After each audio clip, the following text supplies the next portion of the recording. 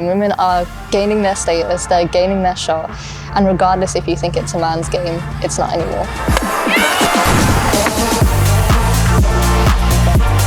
The Vitality Blast will be significant for women's cricket, marking a major step forwards in the sport's development. Starting in the 2025 season, men's and women's domestic T20 cricket will be fully aligned. The women's Tier 1 professional county teams will compete alongside the men's teams, a positive move towards integrating women's cricket into the mainstream. So how is the Vitality Blast changing the game and closing the gender play gap? I think it'll just help step change the game once again, allowing a platform for domestic players to perform, step up, get gigs for the 100 and then perform on the international stage. It's exciting really. I think the standard of cricket for the women has just gone through the roof. Yeah, it's just really exciting that we can kind of be on the same stage as the boys and show what we can do. Do you anticipate the spectators going as crazy for the women's Blast Finals Day as they do for the men's? I hope so. I'm ready for Sweet Caroline. The Vitality Blast is part of a broader movement to increase the visibility, professionalism and reach of women's cricket.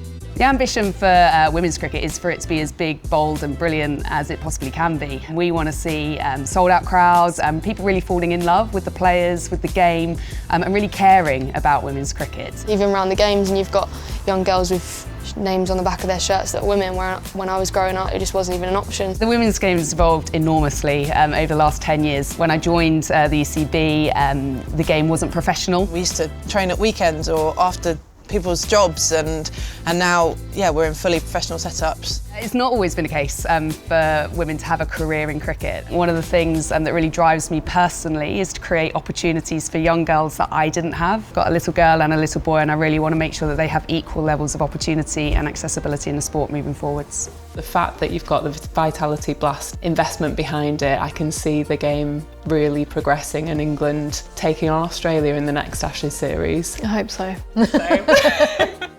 The history of women's cricket is fascinating, full of pioneering players that have changed and shaped the game that we love today. So, what does the future of women's cricket look like? We do know that there is a drop-off in the number of women and girls that play team sport in particular. There is a perception challenge there about what the sport is and who it's for, and we're working really hard with all of our partners to change that, to make it more accessible for women and girls. Recent research has shown that less than 1 in 4 women in the UK take part in the recommended levels of weekly physical activity, and just 4% take part in team sport. So Vitality see cricket as a wonderful vehicle to try and change this. With the surge in women's cricket recently, especially with Vitality Blast, we are just getting women representation left, right and centre, and that's exactly what we need. There's a massive shift in how seriously people take it. People see me as a professional cricketer rather than a woman that plays cricket. The number of times people have told me they want to be Sophie Eccleston or an Alice Capsey, and I just think that's so exciting that young girls have someone to aspire to be, and yeah, they don't have to try and be male cricketers like my generation. It's really important that we create really positive environments for women and girls as soon as they pick up a bat and ball to help them fall in love with cricket. Playing cricket's always made me very happy. I love playing cricket. I love being part of a team because it's like inclusion and it's very fun. I would love to play for England one day. That's like the big dream. If you'd asked 30, 40 years ago, would the game be here now? People would have probably said we were crazy. I think the sky's the limit for women's cricket.